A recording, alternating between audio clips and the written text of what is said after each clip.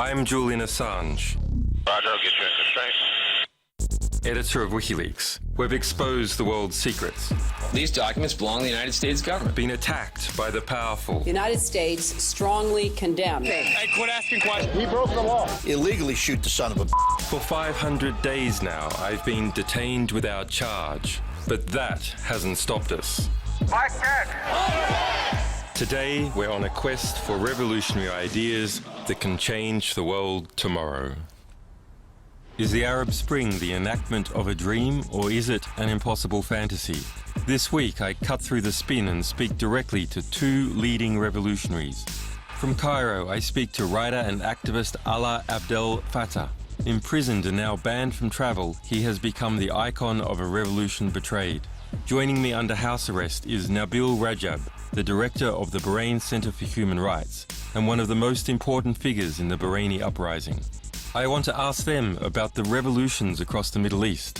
Have they been successful, crushed, captured, or concealed? And what motivates them to continue to put their lives on the line? Alaa. Hello.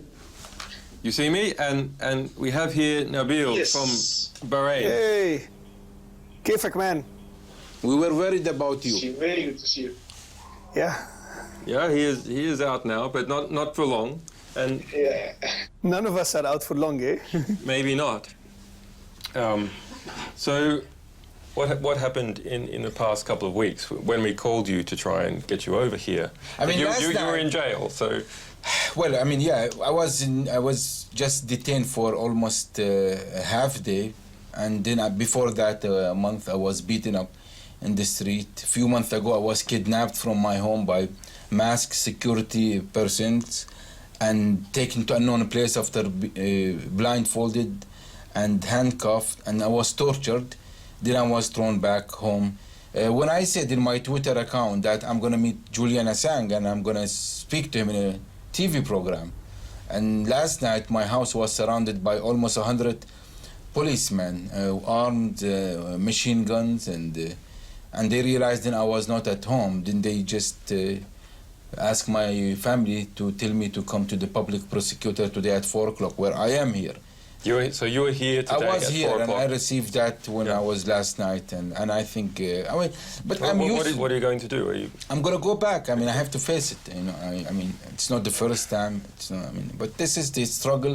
This is the freedom. This is democracy that we are fighting for. It has a cost, and that we have to pay the cost. And the cost might be very expensive, as we have paid high costs in Bahrain, and we're willing to pay that for the changes that we are fighting for. And Alaa, where are you at legally? Are you in the clear now? No. I am still pending prosecution. The case is under investigation. I am banned from travel, and I am accused of murder, sabotage of public property, namely military APCs, stealing military weapons, inciting illegal assembly for the purpose of terrorism. So I'm basically accused of beating the hell out of a couple of platoons, stealing their weapons, and then killing So one. you're alleged to be a very naughty boy. Yeah, and a Superman also. I'm capable of doing stuff that would be impossible for confronting APCs on my own and so on. And I have witnesses that the prosecution witnesses have testified to me being in two places at the same time, yet I'm still being investigated. So I'm obviously capable of way more, many superpowers, but which is pretty awesome. I had a good reputation and street cred in prison. People go to prison because they steal cars, but I'm being accused of stealing tanks. How do you think you will go? I don't know if they're particularly interested in me, or just the idea that they want to use courts as a tool against activists and as a legitimate tool. It's not enough to be able to beat the hell out of them. It's not enough to be able to kill people. In fact, even when they do targeted killings, like we think they're targeted killings, they're targeting people who are very crucial on the ground, but they're not well known. So they are stuck with this, with the famous activist dilemma. What do you do about them? And I think they're trying to build the legitimacy for using the courts against us, and it keeps backfiring. but they're biding their time. I mean, so that's why the case is still on, and that's why I'm still accused. Maybe they'll eventually manage to tarnish my image enough, and they are working on it. I'm being accused of holding pro-gay views, for instance, and which again, you know, good street cred. What's the current status? What's the state of play in Bahrain right now? I would say there are three different status. In Tunisia, complete revolution, complete overthrow of the regime, complete new system. Well, it's not then you have complete in Egypt. Tunisia at all. Then you have in Egypt, which is halfway revolution, not yet completed, army and the system and the regime still exist. Then you have in Bahrain, revolution still exists and working and did not yet achieve anything, but the revolution is still in a process. They're still continuing. After a year, many people were killed in terms of percentage, much more than people lost in Tunisia and Egypt. Unfortunately, we are in a region ruled by families, dictators, since 10th of a couple of hundred of years. But their strength comes from the wealth, from the American support, from the armies they have, and from no legitimacy from people. No legitimacy from people. But those are realities that they're ruling us, and we can't change them because nobody wants to talk about them. Alaa, what's the present state of play in Egypt now? Well, basically, you know, the 18 days thing was quite surprising. That the Mubarak would fall that quickly. The price was high, but we thought it would be much higher, and so on. So what's happening in Egypt is that what we expected should happen. Like, I mean, we would all have expected that a revolution in Egypt is something that would stretch over a year, maybe. So that year that didn't happen with Mubarak is happening with the military. And people, after an initial moment of thinking, you know, that the military might just decide to retain its unity and status by not engaging and not protecting the regime, is actually the military is the core of the regime. So the revolution now is a revolution against military rule. The revolutionary groups in Bahrain and the people who supported these protest movements in Bahrain, have they been wound up? Are they too scared to act? Are they fractured? Are they apathetic? Who's left? Who's still pushing forward? Well, still a lot of people. You have. I mean, I wouldn't be surprised, or you should not be surprised to see half of the Bahraini population coming out in one protest. It's still happening. It's not happening in any of the revolution. None of the revolution we had in the history in the past 50 years, you would see 50% of the population out in the street in one protest, but you will see in Bahrain. Unfortunately, because of the double standard of many countries, because of the double standard of many state channels like Al Jazeera, like Al Arabiya, like other European and channels, that they don't highlight this. But this is the reality.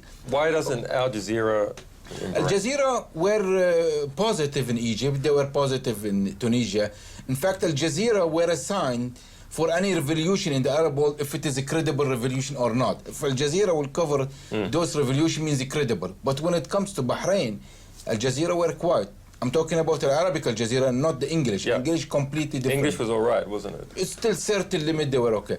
The Arabic one, they were complete silence. In fact, in many areas, they taken the side of the government. Why? Why? Because they ruled from a similar ruling family and a similar region. A democracy in Bahrain means it's going to have an impact on Qatar. It's going to have impact on Saudi Arabia, which has the Al Arabiya TV channel. So why did Saudi send troops into Bahrain?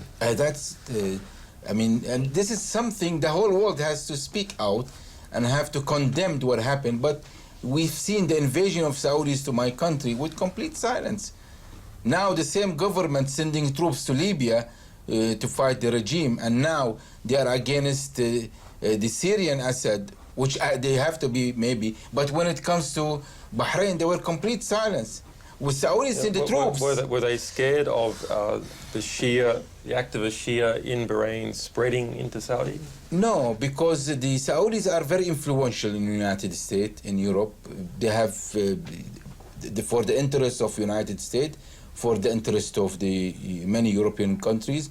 for the arms sale, for the flow of the oil, for their mutual interests, which many countries have seen it has more priority than the human right of the Bahrainis. For example, the same United States, which asked Russia not to sell arms for Syria, they are selling arms to Bahrain. Yesterday, a statement by the American representative in the Human Rights Council, saying that we will not talk about Bahrain this session because Bahrain is improving itself and they're doing better. Where people, as I'm talking to you, a few hours ago, one man died because of tear gas. We have a daily basis, people are dying. Is Iran fueling the revolutionary forces? This is what our government's saying. This is what the Americans maybe try to buy that, but that got none of the revolutionary group. I read a cable at the time of these Bahraini protests about 8 months ago, and this US cable, which we have published, says that the Bahraini government officers came into the US embassy and they said, look, Iran is behind these calls for human rights in Bahrain. It is funneling money and weapons into the Bahrainian resistance. And then the US ambassador, writing back to Washington, said that he saw no evidence that was true. That they keep claiming this. At least one cable. Claiming this, but over years they had never seen any evidence. Similar to that, at least one cable that was about me, where one of the government agents go to the American embassy, says that Nabeel Rajab is receiving fund from the Iranian government. Then the Americans tell the State Department that's not true. They've got nothing to support that. Do you think this fear-mongering about Iran is it the primary reason why the West is not supporting? I'm sure they want Bahrain stable as the fifth fleet base on Bahrain. They want Bahrain to be very quiet and stable. Losing Ben Ali in Tunisia, losing Mubarak in Egypt, angered the Saudis very much. You know that there was a telephone call where they had a fight, the Saudi king with the Obama. And when it comes to Bahrain, this is the last thing the Saudis want to see. A revolution on Bahrain, few miles from their border, which means going to have impact next day in Saudi Arabia. That's why Saudi sent the troops to Bahrain to take part in the crackdown, in killing people, detaining people, and they've taken part in that bloody crackdown with the complete silence from the international community. Yes, Saudi, they don't want democracy. Yes, Qatar, which want to promote democracy in Syria and other part of the world, but they don't want democracy in Qatar. And you have to ask your people, you have to share power, you have to share wealth. And those governments will not accept that to happen. Alaa, you may remember during the heat of the Egyptian revolution, Suleiman, the head of domestic intelligence in Egypt, was proposed by Joseph Biden, by the State Department, by Hillary Clinton, to be a sort of replacement figure for Mubarak, a compromise figure. And we released many cables about him and his position in relation to Israel and in relation to the United States, and being a sort of a torturer in chief. But very quickly after it was apparent that Suleiman was not going to succeed, you saw Hillary Clinton turn around and start to praise the Egyptian revolution and say that, in fact, the Egyptian and Tunis revolutions were because of two great American companies, Twitter and Facebook. and you must have heard this time and time again. We have to realize that there's a battle for narrative in the revolutions. The revolutions are about ideas as much as they are about, bodies in the streets and bullets and so on. And the most crucial aspect of this battle of narrative is to try and narrow down the revolution to being about the Facebook youth. That doesn't mean that the Facebook youth did not play an important role in the revolution. They did. But the thing is, if you draw a circle around, a side of the revolution and say, this is the true revolution, everybody else is not for real, and then you play on everything. You play on class. You play on how much people are willing to use violence to defend themselves, to isolate revolutionary forces from each other. So the well-off, middle-class, highly educated, internet-connected youth played an important role in the revolution. And they were, for very tactical reasons, they were the symbols of the revolution because you needed the whole world to love the Egyptian revolution. So you also had this great Woodstock-like party in Tahrir without the drugs and the sex, but you had this wonderful, amazing and very inspiring. It's also very real. There's no aspect of of fantasy about it. A party in Tahrir Square. But if you tell the story, that's why it's about narrative. If you tell the story of the Egyptian revolution as these wonderful kids, good-looking, well-connected kids being in Tahrir, then you're ignoring the workers, you're ignoring the street battles, you're ignoring how much we had to use violence in defense. We were not sticking to the script that people outside of the revolution think that it was going on. So Hillary was not just pushing two American companies. She was pushing a narrative that is designed to stop the revolution, to make sure that it doesn't go deeper than Mubarak. Alaa, you wrote, the square is a legend that would fall if the families of martyrs stopped to believe in it. The dream is the alternative to the regime. If we let go of it for realistic, rational and committed debates that follow the right order of priorities, it would perish. Leave the experts behind and listen to the poets, for we are in a revolution. Let go of the mind and hold on to the dream, for we are in a revolution. Before the caution and embrace of the unknown, for we are in a revolution. Celebrate the martyrs, for amidst ideas, symbols, stories, spectacles and dreams, nothing is real but their blood, and nothing is guaranteed but their eternity. That part of the revolution in Egypt has now finished, the square. But is the dream finished? There is no articulation of what that dream is.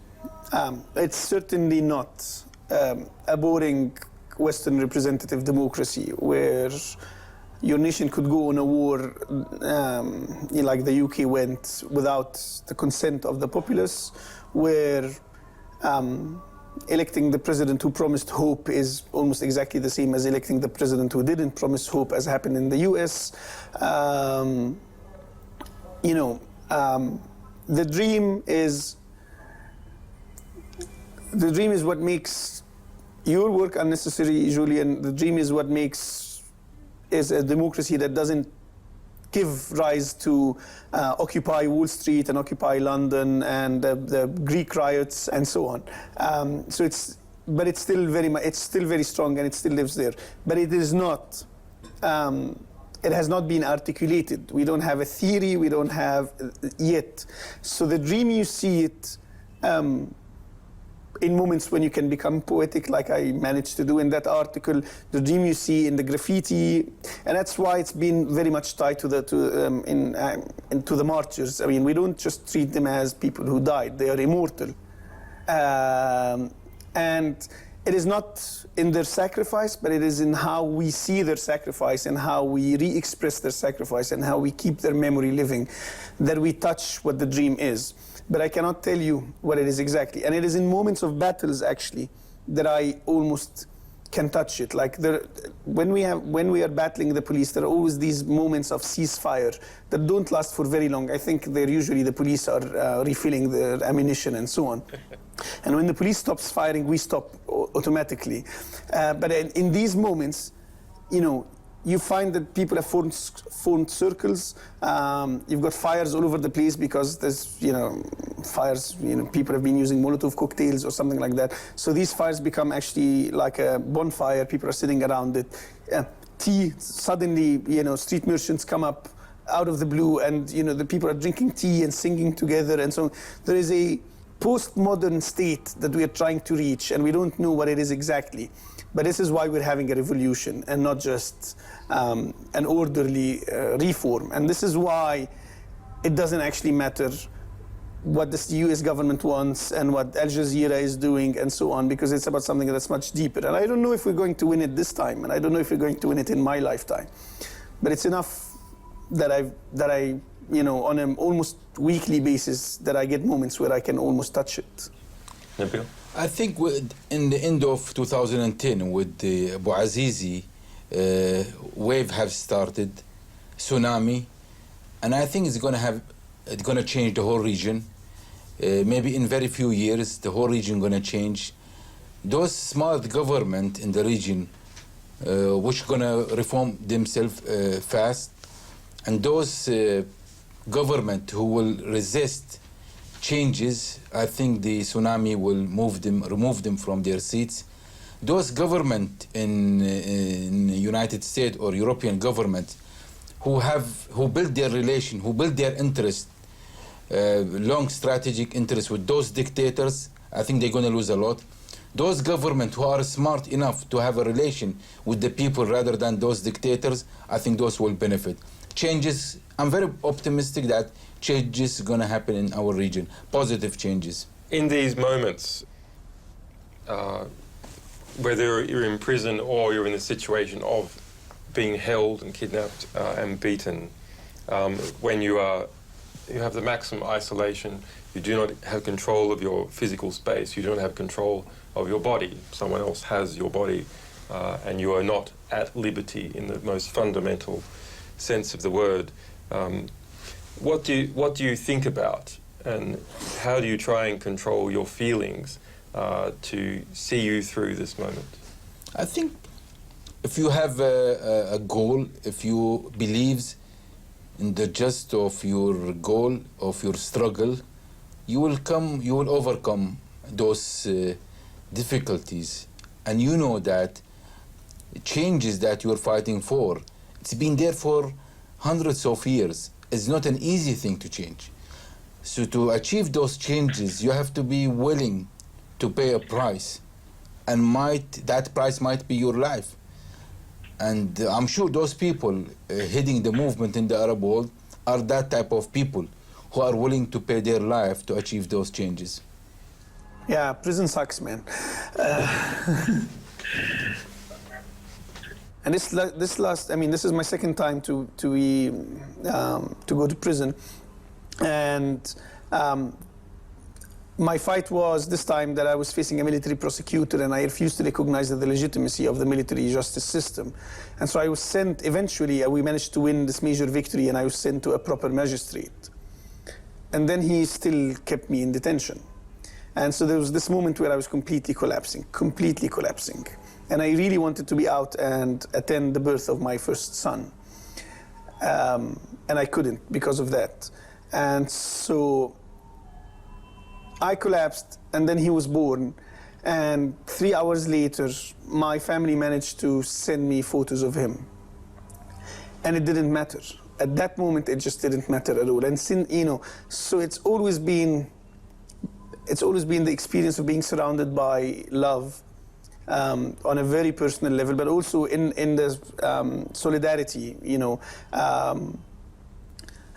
I've been privileged and lucky enough that when I go to prison, there's a massive solidarity everywhere in the world, and it's usually of a very personal fashion. Did you know the support that you had on the outside when you were on the inside? Yes, mostly through family visits. So it isn't isolation that I wouldn't be able to handle, and it isn't being put with dangerous criminals in a very crowded cell that I wouldn't be able to handle. But if I was prevented from visits, then I don't know how I'd be able to handle that. And that's, yeah. Don't tell them. Nabeel, you're a father of two. I have two, yeah. You're a father of two. Will you tell your children to grow up to be an activist like you and be kidnapped and put in prison, be beaten up? You don't have to tell them. It's just by default, it's going to happen. And But they'll learn by example? Yeah, I mean, my son and my daughter now, head of each protest. I just moved them from school because they were harassed in this same school from the children of member of the ruling family. And they are paying high price, or maybe higher than me, because I'm doing my fight and struggle, and I'm ready for the reaction. But they started growing up, seeing reaction for a reason they don't know why. Being their house being raided at midnight, their father has been removed from bed and beaten in front of their eyes. their house has been tear gassed maybe more than 20 times in the past 1 year. They've seen things normal children they did not see in their life. But they have learned a lot. They are much older than their age. How old are they? My daughter, she's 9 years old, and my son just become 14 years of age. I mean, he used to take part with me in each and every protest since he was 5 years old. And so my daughter, she never liked human rights and politics or nothing like that. But since I was kidnapped and beaten in front of her, she become a radical now, an activist. And my wife also, she's very quiet woman, but she's an activist. I think the whole family become activists. We are almost more than 1,000 members. The whole clan. Yeah, the family. And I mean, I think many of them become activists now. The whole nation, the revolution have made the whole nation activist. Imagine Bahrain government stopped journalists to get into the country, stopped the human rights organization to get into the country. But most of the people, young people, become journalists, become human rights activists, become bloggers, becomes internet. There's a market opportunity So now. thanks God, and government of Bahrain have made such a young movement, which is, I think we're going to benefit, and the whole Arab world will benefit from them in their own revolution as well. Alaa, your son is going to grow up into the new Egypt. I had this thought that, like, now I need to bring up my son to hate football in order for him to avoid being killed. And then I remembered I named him after Khalid Saeed, who is a victim of police torture. He died in the young man who died in Alexandria 2 years ago, prior to the revolution, but his face has been a symbol for the revolution. And he did nothing. There's no way I can protect him. There's no point in raising my son to avoid being an activist or even to be pro-regime or anything like that, because it doesn't matter. When you have repression, the violence is so random that it's going to affect you anyway. The injustice is so random that it's going to affect you anyway. You cannot guarantee, a good life for your child unless you guarantee it for every other child. And so it's not in my hands. I can't even do anything about it.